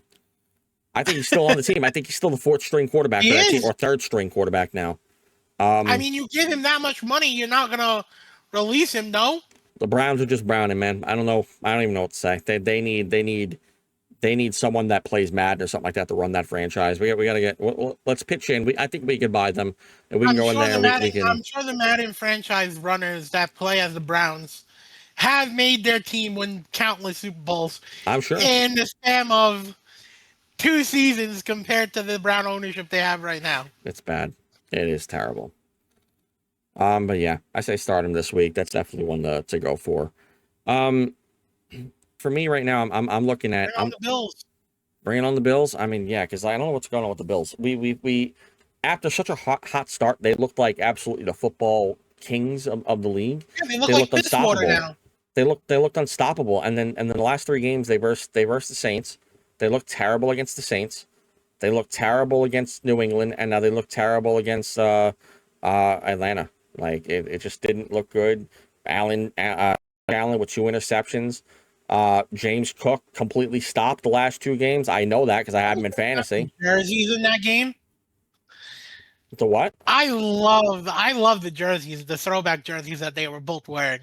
The Falcons and the Bills. That's the best thing about the Bills in the last 2 weeks now has been the jerseys. That's the only upside to their team the last 2 weeks has been the jerseys. Last week the whiteout jerseys, and now this week the retro jerseys. Yeah, it's sad. Like Vic said, I think that that division right now is up for grabs. Patriots are in the lead right now in the AFC East. The Bills now end up losing 2 straight. I know, I like them too. I think they look great, other than the fact that they didn't use their tight end, which is one of the best in the league right now. They didn't use him at all. In that division anyway. I had them being 4th. I thought they were going to absolutely come out like trash, 3rd or 4th. But I was very hopeful about the Jets. Maybe it's just me. I think I'm the reason why all these decisions are going wrong. I had the Jets being very hopeful. I had the Giants looking like trash. I was not hopeful on the Jets. I had the Giants looking like trash. Hey, boy, my Jets. Thanks, Pat. No problem, buddy. Hey, man, I went to the game. I got obliterated. Yeah, we got another one. We got another one against New England coming up. That should be. The tickets are probably going to be real cheap, so it's going to be great. It'll be great. It'll be awesome. We can probably get down there on the field. That'll be nice. We could probably go play for them. For like $13. That'll be 0-10 by then. The Gatorade at the stadium will cost more, which, by the way, that pissed me off so much. I was like, man, what are you charging me for a Gatorade right now? I took the Gatorade. I was like, man, this better be the best Gatorade I've ever had in my life, because it was like $9 for a Gatorade. What am I drinking right now? I drank that in 2 seconds. That was the fastest $9 I've ever spent. But yeah, no, I think the Bills are on a really downward trajectory, and it hasn't been good to watch. Like they look terrible against the Atlanta Falcons. They should have just beaten them bad. I thought that Atlanta hasn't looked great at all this season to me. And besides Bijan Robinson, but they finally started clicking. They did start clicking with Drake London. who I should be putting in my fantasy team, but I haven't. I've been still sticking with Odunze and Debo Samuel, who, by the way, both played like trash. Again, I know that because of fantasy. And besides, I watched the game as well, but they both played like trash this week. For those who have been keeping up with my fantasy rambles, I got doubled. My entire score got doubled. I had 100 and I think 7 points, and my opponent Calvo, doubled. I was definitely doubled. 202. Oh, my bad. I was almost doubled. So he had 202 points on me. I had 100 and what, 7? 107.5. And that was actually, you know what? I had more points before the start of Monday Night Football. It felt like. I think I lost points somehow, and I'm not even sure how that works. That was just, man, that was just terrible. Buffalo, they have it. It's there. Like, they have the winning team, bro. Yeah. They lose these games because of Josh Allen. They win these games because of the team and when he plays clean ball. When he doesn't turn the ball over, they win the game easily. When he turns the ball over, they lose the game. All right? That's why they've lost a few of these games is because of his play. They play the same brand of football. They run the ball enough. They pass the ball enough. Just when he doesn't have, you spill something there, buddy? Yeah, give me 1 second. Oh, no. What'd you spill? Oh, no. Unbelievable. But, I guess I'll just talk to you, Daddy boy, because Pat's over there. I'll have to do some editing. Or should we wait? We should wait. All right, we'll wait. Pat, what are you doing? Smelling my socks? That's great. Oh, God has been so providing, man. I'm getting work phone calls left and right now. This is fantastic. Bro, this course is killing me. You weren't lying when you said I was going to learn biology right now, man. I'm like, what? My brain hurts trying to form out how these words are said. All these definitions and stuff. Over it already, and I haven't even gotten to the 10th chapter yet.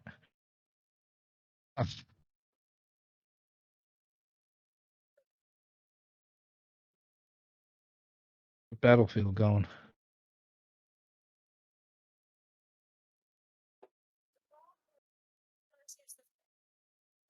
Yeah. See them.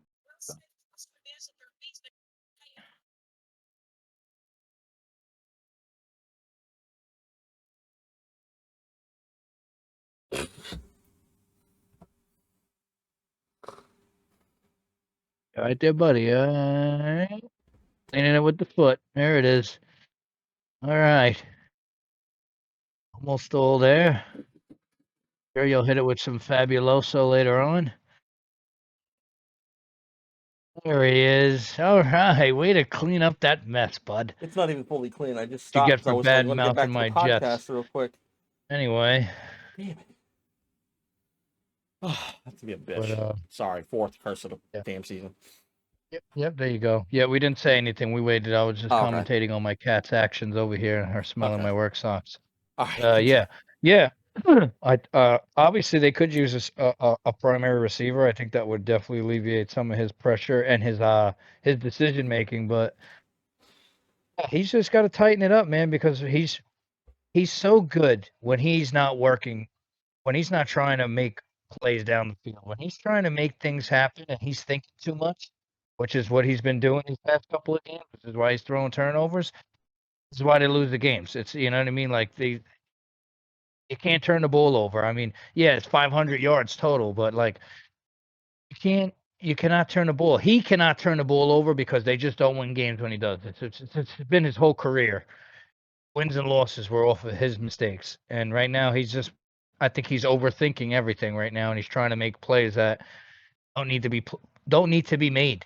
You know, like he doesn't have that Diggs or that one primary receiver that he could put his total trust in and be like, I know I could throw this up and this guy's going to go and get the ball for me and it won't be a turnover. Like, no, you got to go out there and make these guys perform at a high level. And I think he's overthinking it and he's overworking it with his arm. You know what I mean? I don't want to say his ego's getting to it, but he's got to just stick to what works, man. Like, I'm trying to be extra, you know, do what you got to do to win the game. And that's just safe ball play.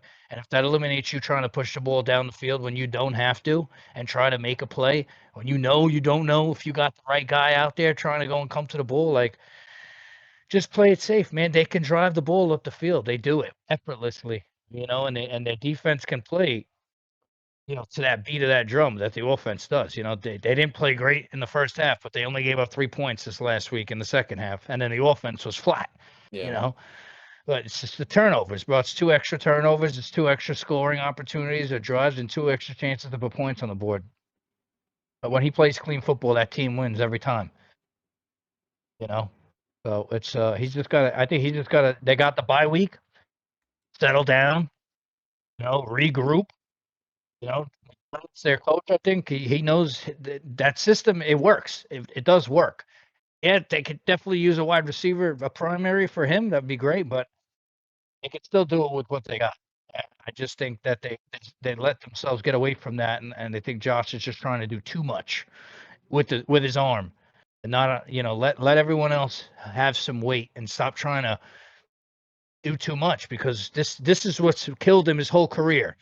It's the interceptions, the throw down the field, forcing the throw that ain't there. So he's gotta just tighten it up, man. He's got the skills to do it now, to win consistently. So here's the podcast seating, not the NFL seating here, for the NFL real quick after week 6. The both first seed teams, we have the Colts and the Tampa Bay Buccaneers is either team's bye week right now, and then the matchups are great. The weakest matchup out of this whole thing is definitely going to be, oh, you know what? I'm not even call it the weakest, because that was a great matchup when it first happened, for the first time. But Jacksonville versus the Chargers, you get a rematch of them. Where I remember the Chargers, the Chargers were up like 28-0 or something like that against Trevor Lawrence and whatnot, and then they came back and they won. I think it was like 38-21 final score or something like that. In the second half, they completely came back and demolished them. And I think Herbert's either rookie season or the sophomore season where that happened. And that was just like crazy sequence to see. Bills versus Patriots right now, a great game. We've seen it last week. And then the Broncos and Steelers at the moment is a great matchup as well. There's only one team that I feel like that could be possibly missing out of that right now, depending on that AFC West, which is Kansas City. Yeah, right. Oh, you know what? I didn't realize that they're not even here at the moment. That's crazy. Oh, God. They're not, because Denver's there and the Chargers are there, and they're 500 right now at 3-3, and I'm not ruling them out right now because they've contended tight games with some pretty good teams right now. They beat the Lions. And they beat the Lions. They beat the Chargers, right? They beat the Chargers? No, they lost to the Chargers. Chargers beat them. Lost to the Chargers? Well, it was a close game. I'm not rolling them Chiefs out right now, because honestly, I thought they would be worse than 3-3 right now. Yeah. And I don't know what their schedule looks like, but that division is going to come tight, depending on how Denver and Chargers obviously continue to play. But I ain't ruling out Mahomes right now, because out of all 3 of those teams, he's scored more points, and their defense is second compared to those 3 teams right now, and points allowed too right now. So, like, they're not playing horrible football, Kansas City. They just got back somebody too, right? They're going to get Rashee Rice coming back this week. Yeah, I can't count them out. So that is a nice tree, but I would definitely have them in there somewhere. I know it's hard right now because obviously Denver and Chargers are the better teams right now, but play a game out. And then you could have all 3 of them in there, and I know, Jacksonville's 6 seed, so you could actually get rid of them, because they're not even, because the Colts are number 1 in the division, so you could get rid of Jacksonville if they end up falling out, and they could be the team that falls out of here too. Because I think having Denver in there is great. No offense to Jacksonville fans, but I mean, I'm still up in the air about Jacksonville personally. Like, I think their game is okay. I think that there's still, stuff that they need to work on for sure. I still think there's not much consistency going on there. I don't know if it's a lot of luck or whatever the case is that they had the first couple of weeks, but the fact I couldn't even tell you that they were 4-2 if I tried. It's hard for me to imagine. But yeah, no, I think that the Broncos being in there, I like the Broncos in there. I like the Chargers in there, even though the Chargers have been also on the other side of the weaker side. I think if anything, they might be the team to drop, especially if they can't get Omarion Hampton back for a couple of weeks. If it's gonna be an issue on the running game, then I think that you could definitely see the Chargers drop out of here out of first place in that division, firstly, and then secondly, out in the playoffs, if the Chiefs end up coming back and winning a lot of games too. Because like you said, 3-3, better than I expected them to be. I think I put them at 1-5 to start the season, with how they were going. And you know what? The Ravens got there, not them. So that's what I was kind of expecting out of this. Yeah, no. What does this tree look anything like you thought it would at the beginning of beginning of the season? Did you picture this tree being like this at all? No, I didn't have Seattle in there whatsoever at all. Yeah. Who's your there's biggest a couple surprise? What's your biggest surprise right now going into this? Jacksonville. At the 6th seed, right? Yep. 49ers Definitely and as New well. England. And New England, yeah. I mean, there's a lot. 49ers for of me ones. because honestly, they play so much better with Mac Jones. Like that should be a talk that they have in the organization because Purdy's the guy, but he does I said that not last playing week. like the guy. I said that last week, You man. know what I mean? That was a topic we talked it's a about. little scary what I'm watching. Mac Jones gets his butt beat up every game he plays, but he plays with so much more heart than Purdy does. What's shocking to me is neither of you guys said the team that I thought you would, because I know they're great this season, but the Colts, But Pittsburgh, #1 seed, they were horrible last year. They've been horrible for a while. I don't see them holding any weight. Maybe in the regular season. I'm yet to see Daniel Jones tested. I feel I'm not giving him the credit that everyone else is. I'm not giving him the credit. But I'm still I'm saying I'm shocked they're #1 seed right now. The fact that 6 weeks, 4-1, 5-1, I think 5-1 or 4-2. 5-1. I'm not But taking yeah, nothing away from that team. It is a surprise to see them up there. I'm more surprised to see other teams up there because I had the Niners playing like the Jets this year. Honestly, yes, I didn't think they were going to do crazy good. I thought they would do better than I they did didn't last think year. they were going to contend at all. And Nah, surprisingly, not with Purdy, it's Jones. Are. yeah, I think the fact that Buffalo is 6th seed and the Patriots currently lead that division is also crazy to me. The fact that there's so many surprises this year. Like I'm not expecting the second team in the NFC right now to be freaking Green Bay. It's even because that's supposed to be Baltimore, and it ain't. It's not. We don't see. There's no Baltimore here. There's no Baltimore here. It's Pittsburgh, and then there's Chiefs here right now. They could be though, but the fact that they're not here right now, Pittsburgh had the team built to be a playoff team. I didn't think Rodgers was going to go there and make them a playoff team though. Yeah, you know. But if the Ravens weren't tanking and playing like so much duty right now, they wouldn't be up there. You know what I mean? But now there's a really good chance because you got to really run the table, do what Rodgers did in Green Bay. You know what I'm saying? Like Lamar that Baltimore whole team has to do a whole lot of winning and get some help because if 1-5 is what they are. Yeah. Yep. That's hard.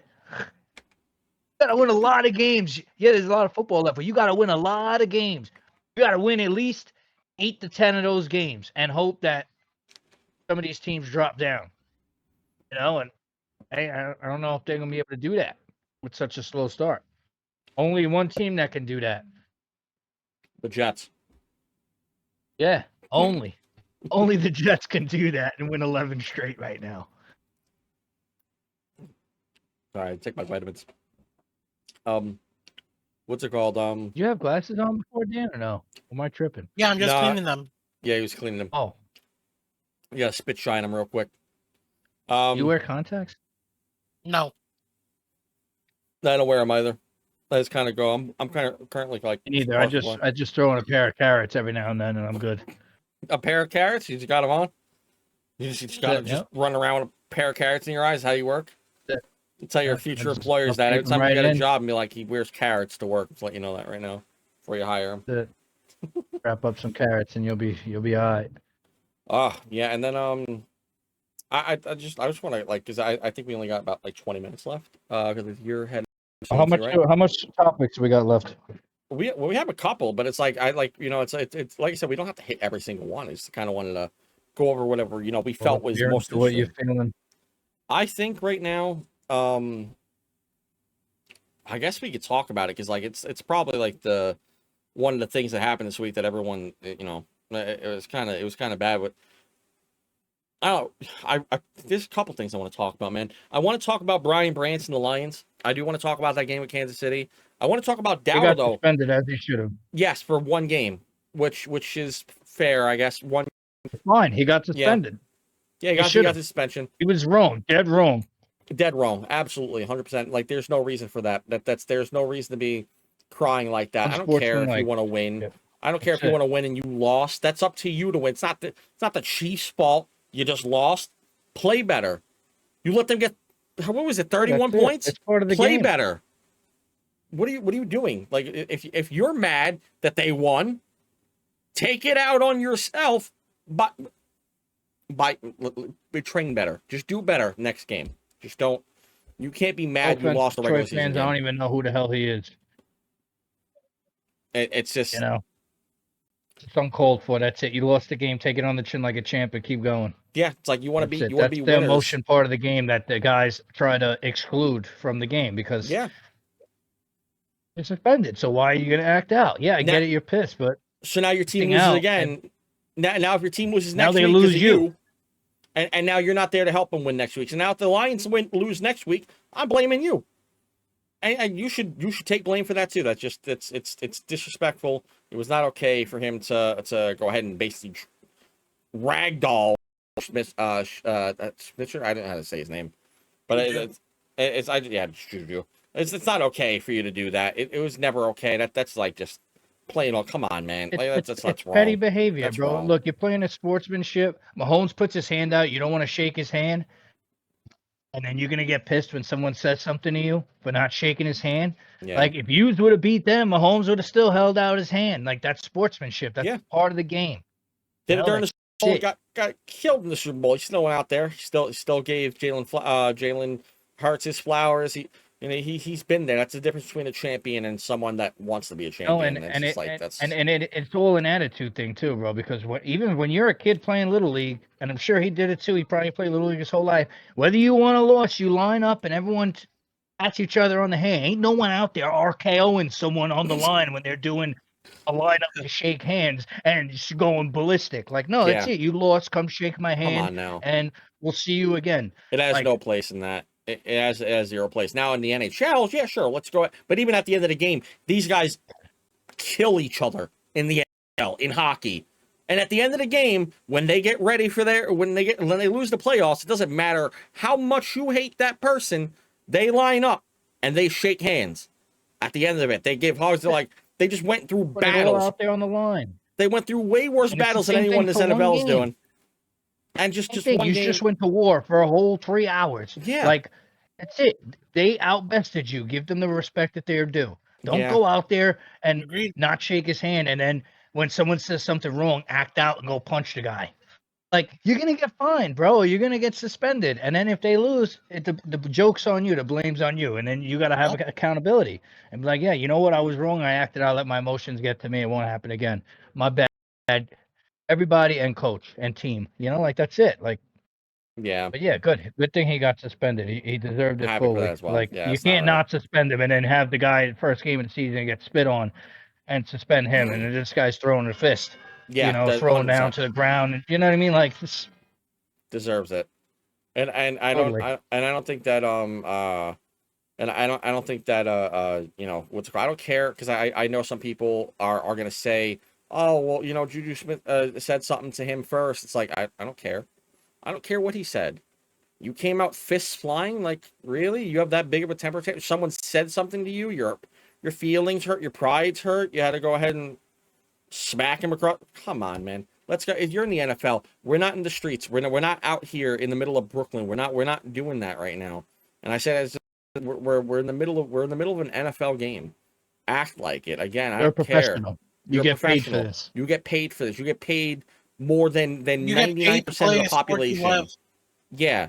And I understand you're frustrated you lost, and this guy maybe But I didn't even see it. Didn't even look like he said something. He just looked like he said, "Come on, man! Like, show some respect to the quarterback." Patrick Mahomes, one of the greatest to do it in the league right now. Probably the best quarterback. I don't care if you hate him or not. Probably the best quarterback in the league. And you're gonna just shrug. Guy went to go give you your flowers. He went to go give you a handshake. Let a handshake. Oh, Why are you just speaking of an denying it? update, I don't know if you guys saw this yesterday, but Hard Knocks in December is going to be the NFC East. Who do you go for in the Hard Knock season for this right now? Like, because like right now, all the teams, well, 3 of the teams at least, even the, I'm gonna even talk about the Eagles as well, because the Eagles just kind of in the same boat as the Giants, bro. Giants. You think? They're gonna pick the Giants because of the hype. I would personally go with the Commanders.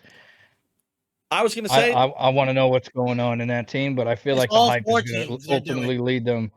Oh, they're doing them all like they the kind of whole did back entire then with NFC East. the Oh, Bengals and Yes, they're Pittsburgh doing the division. whole Yeah, they've done it entire before. that's cool. Oh, that's I don't good. mind They that. split That's it nice. then. Yeah, I that's like pretty that. cool. I like Hard Knocks. I love Hard Knocks. I used to love Jets Drive too, but not this I year. admittedly have never watched Hard Knocks, so I have to go watch it. I I've watched never the watched it. I watched the Never Hard The watched Knocks it. Giants did Giants one last just year. recently. Yeah, the Giant that one was cool. They did all the front office stuff too, which was awesome. That I've was never like the watched first it. time they actually really Very dove cool. deep in behind the scenes of the offense. Yeah, Pat, you got to watch the Giants. One. That I'm was gonna awesome. I'm gonna have to go back and watch all of Got them. I that don't know guy where you that does find the it. voice.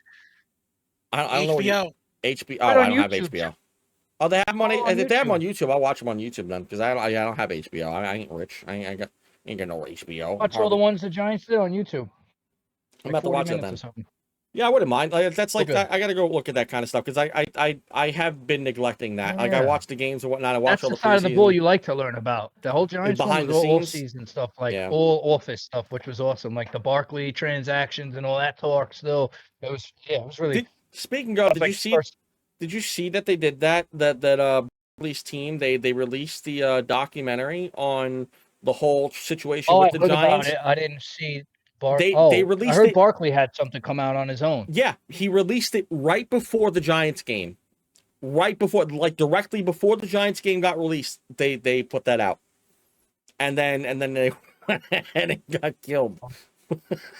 Which I thought that was great. I love Saquon. Saquon's such a good guy.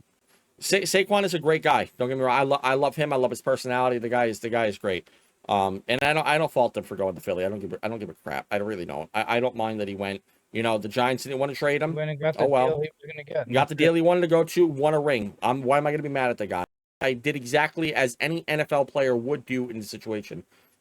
He wanted the money. He fought for it. He believed he deserved more. And last season showed exactly that he deserved more. Not having a great season right now, but that's statistically. Now look what he's doing this season.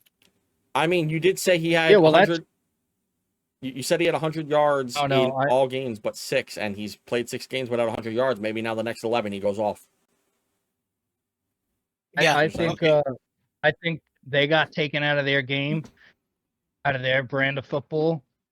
That first game against the Rams, and they have not been able to go back and recover from it to that transition. Oh, agreed. They've been staying in this pass style offense, and they're stuck in it because granted, he's not producing as he was, but like they're not utilizing that run game nowhere near as much as they were the first 2 weeks. Not at all. It's more pass heavy than anything that I've seen the last 4 weeks. Do you think that has to do with? Do you think that has to do with the fact that Saquon? I think it was after the Rams game, actually. In fact, where they took him out because of injury, and they said he was questionable to start the next game, and now they're kind of like hesitant on running the ball because they don't have him in as much. I don't know what it is. Maybe that's a factor. I honestly don't think it is. I just think that they're stuck in this transition they had to make from that Rams game. They have not shied away from the passing game. Now, I don't know if it was the influence from the wide receivers or the fans, but they have not been able to transition back into that run game successfully as we started to see them last season and where they heavily dominated it in last year. I don't even think it's remotely even close, like the attempts. Not even close. So I don't think they need to find their way back to that. They need to be able to transition into passing when they need to pass and running when what they do best at normally. I feel like they're stuck in that pass heavy kind of offense and then run occasionally. Like, no, it needs to be run first, pass if necessary, because that's what works. I don't think Hurts is at that level. Yeah, I'm not taking no credit away from him. He can pass the ball when he has to, but You're asking him to go out there, be a strict quarterback only, when he relies heavily on that offense, which dominates in the read option runs and his scrambling ability and Shaquan's ability to run the ball and short screens, like the successful part of their game. And you're asking too much for him to sit back there and be the quarterback to just go out and throw you 300 yards and get you four touchdowns every game with only 50 yards. And I think that's affecting their whole team because they're used to playing a brand of football, and now they're transitioned into some kind of passing offense where they're not suited and built to play that. They can play that game if they need to, but it's not their primary game that they play. That game has to revolve around those two guys. It just is. It has to for them to have success. The only way the pass works out is when you run all over a team the way they do, and then those passing doors get open because you're stacking the boxes more because you can't stop the running and it's opening guys down the field. That's where he looks successful. You know, even in that Rams game, they tried to run that ball the whole first half. Then they transitioned into that pass game. You know, so the defense was still tired enough for you to look good in that pass game. Now you're going to start passing the ball from the first quarter all the way to the fourth quarter and throw in 15 total run attempts when usually you could get 20 to 22 run attempts in the first half. It's a completely different brand of football you're playing. Yeah, and they lost their last two as well, just like Buffalo. They lost against the Broncos, tough loss. Both games against the Broncos and the Giants, they both had 17 points in both games. Now they go up against the Vikings, the Giants, and the Packers next, and then they go up against the Lions as well. So in the next 4 games, they have a pretty decently hard schedule. Whether you want to include the Giants or not in that hard schedule, they did lose to them. So I mean, like I think that does factor in for something. But the next 4 games is the Vikings, the Giants, the Packers, and the Lions. They verse the Giants and the Lions both at home, and they're away from Minnesota and the Packers. In the next 4 games, right now, realistically, do you think they bounce back against the Vikings? Do you think they what do you have their record being in the next 4 games? We'll see the struggles continuing. To be completely honest with you, What do you have them being? I just don't think I can see them going 2-2. Who do you have them losing against in these 2 games? Well, what do you got them at? So you got the Giants first. You got the Vikings first, the Giants, then the Packers and the Lions in order. I can see them losing to the Giants. I actually can see them being 3-1. 3 wins, 1 loss, or 1-3. My bad. Because I think this Who is they playing? They're playing the Vikings next week. Then they verse the Giants, the Packers, and the Lions. They play the Lions and the Giants both at home. I could see them going I could see them splitting. I could see them splitting, and I could see them splitting, but I could also see them going they really do got to turn it up though, because the Vikings are no slouch team either. They do have to do good against this Vikings team, push them, because then we're talking a whole nother thing now. Because if they lose to the Vikings, the Vikings defense has been pretty consistent all year, and it's a hard defense to get stuff done on. And if the Giants pick up momentum next week, the Broncos, and they come into Philly with a 3-win record, 3 in a row, or whatever. If Giants go into Philly and win, I would be very surprised. Yeah, I don't. It's been a while since it's happened, but I mean, I do think it's if they go into Philly and win, that's quite that now trouble. I think as an Eagles fan, because you're currently the last 2 losses. If you lose against the Vikings and the Giants, on the brim of missing the playoffs. Yeah, and I don't think they'll miss the playoffs. I think they're still going to make playoffs. If they go 0-4, they have a very high chance of missing the playoffs this year. I don't know. I mean, because the NFC East is struggling right now as is. I mean, the Giants are surging. They have 2 wins in the last 3. I mean, that's cool. Don't get me wrong, but I don't think they're making the playoffs. I love the Giants. Don't get me wrong. I would love for them to, but I just don't know if that's happening. Especially not with neighbors in all season. I could see them working magic here and there, not to make playoffs though.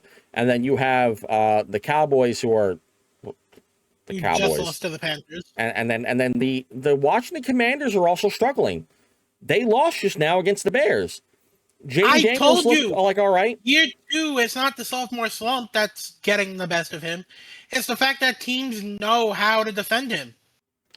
which is fine. That's perfectly a fair point. I just I don't like when people go, oh, it's the sophomore slump. I don't like the whole this is a curse thing. I just think it's like, get at it, stop. Isn't Caleb Williams in his sophomore year? Yeah, and he's playing good. That's Playing better actually a football than good he did point. last year. That is a good point, and he's 3-2, and I Understand. had them on the rise too, and I'm happy to see that they're doing good right now. 3-2, Bears fan, you deserve it. Bear Told down. it early in the season that he was going to improve drastically this Yeah. year, and he is. Game by game. Yeah, and even though Odunes didn't have a good game, they still played great with that team. On the way to win. They found the way to win, and it did come down to a costly fumble from Jaden Daniels at the end of the game because it was raining. But at the that's on you. And that's just, don't give me that. You should know how to cover up the ball in rain. Yeah, it's rain. It's that's why I said it's on you. It doesn't matter if it's rain on you. Everyone else has the same rain opportunity. It's on you that you didn't hold that ball. That you didn't hold it. It is what it is. And the Bears won that game, and I'm happy to have seen that. That was my week. That was my game of the week. I didn't pick that for game of the week. That was my game of the week after watching the games I watched. That was my game of the week. I originally had it being the Buccaneers and the 49ers. I was really kind of uninterested in it. Dan, you were on the thing with me. I really wasn't too paying attention to it really. That was a game. I was watching it, but I could have done without it. I was all right without it, and it is what it is. But I thought that the Bears and the Commanders were definitely, for me, my game of the week out of the games I did watch. That was a fun game to watch. It was a great Monday Night Football game for them to have. Yeah. Yeah. It's 6 o'clock. I just want to make sure, Vic, before I sign off. Are you good? Cut it off here? I could do one more topic. Okay. If you got one more, I'll do one more. All right. I mean, I'm okay with it. I don't really mind, but I didn't check the list. That's why I didn't know if we hit everything or if you had one more. No, there's still plenty more. There's plenty more. I wanted to talk about there's still doubt. Actually, I think that's actually the last one was Dowdle. I think Dowdle was in. I just wanted to kind of give him his flowers real quick. We touched on everything else. Dowdle. I mean, Dowdle. I love him. I got him in fantasy 2 weeks in a row. I was looking. I was like, 2 weeks in a row. I forgot what thing you picked him up, and I was actually going to pick him up this week. I was like, what they got? And I was like, got him in both. Got him in both. I was like, damn, dude. It's and he's going against the Jets. My saving grace. And he's going against the Jets this week. That could be another game in a row. It's the kid played amazing. I loved what he did against the Cowboys, and not just because I'm a Giants fan, just because it was a great showing by him. He played amazing. He's only played 2 games already, and he's already got 472 yards. Oh no, he has 6, but I don't think he's played a consistent start in all 6. I think he's a back. He's a sub in out for Hubbard. Yeah, and now Hubbard's hurt, so now he's in, and it's dude, he's already got 472 yards, and I love that for him. I think in the last two games he had in total he had over 400. He had over 200 yards per game in the last 2, and I think that's right on the second or third running back to do that in back-to-back games in the Super Bowl era. That's I think the second or third time it's ever been done in the Super Bowl era so far, and Dowdle's a part of it. Dowdle looks amazing. He had 206 against Miami and 183 against Dallas. Not just the catching, but the catching too, not just the running. But he also had I think he also had catches as well against them, because I think in Dallas he had what total against Dallas 56 yards catching and 28 yards against Miami. Yeah, so he had 56 yards catching with 183 yards. That's literally 241 yards in a single game. And then he played and whatever you said against Miami, and he still that's great. You know what's weird? He only has 1 touchdown out of all those yards. That's 1 touchdown. That's a receiving touchdown, right? Yeah, I believe so. And then that's it. And then McMillan. Rushing touchdowns. Oh, my bad. Yes. Yeah. Oh no, I'm talking about in the last 2 weeks, in the the 2 great weeks that he's had, so far, in these last 2. Yeah. But I could have swore he had I could have sworn that he had one against Dallas, but maybe I'm wrong. I could have sworn he had one. It doesn't Just the say it. passing? No, I could have swore he had a receiving one against them as well, though. I could have swore I remember him getting a passing touchdown. But who did get a I passing said just the touchdown? passing touchdown. I'm saying this week. He only had one for last week against Miami, Dan. Is what it's showing. I could have swore he had one against Dallas as well. On here, it doesn't show that he had it. But I think that him playing great, and then you know who else props to him? The rookie McMillan. McMillan got 2 touchdowns against Dallas. Finally, it took him, I think they were saying 26 catches to get his first touchdown. So, but he finally popped his cherry in that one, and he got the touchdown. Did you start Drake London this week? Of course not. And he have 200 plus? It wouldn't have mattered anyway. Cowboy had 200 points. It didn't matter. I had Scatterbo who had 31. I mean, okay. I was like, I'm in standings. And then I got doubled almost. Yeah, his bench players had 31 points. We can't talk about Cavo because he has 3 of the best running backs in the league. Bench players. It's just unfair. His bench players had 31 points. Yeah. A-Chain had 31 points for him on the bench. Yeah, all running backs. He's a guy that's filled his team on running backs. I should just ended this podcast. What is he going to do when his receivers have fucking buys? I could have ended the podcast. Now I'm angry. Now I'm mad. I see, that's just I don't care. Whatever. You know what? Jar. Okay, it's podcast over, guys. See you next week. I was God, but no, but Dowdle played amazing. That was a great game by Dowdle, and I was very happy for him. I was very happy for him. Because Carolina is another one of those franchises that really need hope. I want the franchises that need hope to really show up because I'm tired of seeing the same teams. I really am. I'm so sick of it being teams in the NFC or the AFC. I want to see a shakeup. I would love for Carolina to come out and do it again. I loved when they went to the Super Bowl. Sucks they got killed. But like they haven't been there since camp. Going to come out of retirement and bring Carolina back to the playoffs. Bryce Young didn't even bad. I think 2 weeks either. He's been playing fairly well, if I'm not mistaken. He played fairly decent. I think 1150 yards so far. I think he played all right. I think he's done so far. You're not no flowers from you. That's it. You're just like screw it. He's done. No flowers from Young. No flowers. Because if Dowdle don't get 200 yards in both those games, he's got 3 interceptions on each game. So no flowers for you, Young. Not yet. All right, fair enough. Flowers and Hubbard's back in. Fair enough. I mean, he went 3-1. He went 17 for 25, 3-1 for the touchdown to interception ratio, which I don't think is bad. I mean, Dowdle had 30 carries. I mean, that's crazy. And the best receiver was Dowdle, actually, from the looks of it. He does have a receiving touchdown against Dowdle. Why are they saying that he doesn't? I knew I wasn't going crazy. Said he had a receiving touchdown. You were saying, but it's not showing it on the stat sheet, which is so annoying. It's showing it in one place, but not the other. God, it irks me so much. I said he didn't have a rushing touchdown. No, sorry, receiving. But yeah. He had a receiving touchdown, but that marked it. When I went to go look at the box score or something like that, when I went to go check Dowdle's games, it only showed him having 1 touchdown for Miami and then nothing for the Cowboys, and I was so lost there. I'm like, I remember him. Atlanta didn't show a rushing touchdown? No, it was definitely the Cowboys, 100% the Cowboys. He also had one against Atlanta. Oh, it didn't show him having one there either. Whatever. Fix your boards, for God's sakes. My God. It's here's actually, you know what? Because they're so graciously showing my ESPN fantasy league right here, and I'm getting killed. So that's amazing. I love all that. No, I didn't put in Drake London because I wanted to put in Scatterbo. I kept in Scatterbo. Scatterbo netted me 31 as well, though. I should have if I was going to trade him out, it would have been Odunze or Samuel, but they've been both playing great games, and I'm just like, had to keep them in because they wanted to change the momentum. So I thought they were doing great. You know what I'm saying? So I just wanted them in there. If you put London and McBride in, you would have been close. Somewhat, right? And I took out McBride because I was like, all right, he's been having average seasons, but I was like, Henry's like been playing great for the Patriots, and I was like, I wanted him in, and I put him in, and I made a huge mistake, and I only got. No, I don't have a tight end. I don't have a tight end to play next week, so I need to find a tight end real quick. Well, I just dumped Henry out if you want him, who netted me 3 points. Thank you so much. Yeah, I dropped 2 things this week, if I'm not mistaken. I dropped Justin Jefferson.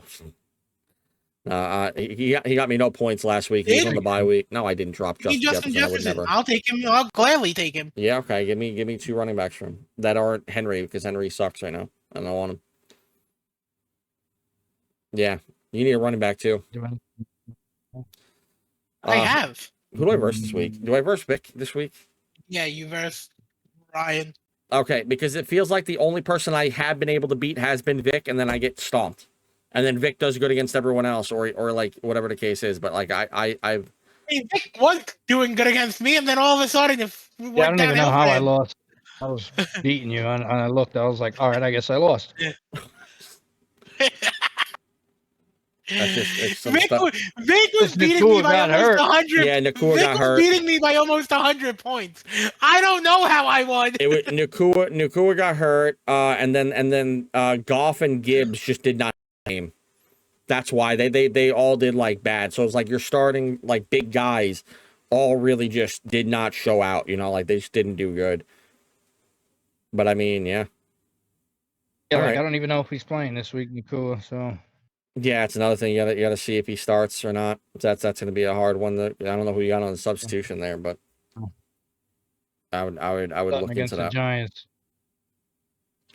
Sutton against the Giants. Questionable. Mike Evans is questionable, and Devontae Adams. So I mean, that's better than being out altogether. I'm hoping that CD, because I didn't have CD Lamb because he's been injured, and then Justin Jefferson was on a bye week last week, so that's the reason why I didn't have him in. So that's just like trash that they had them both out.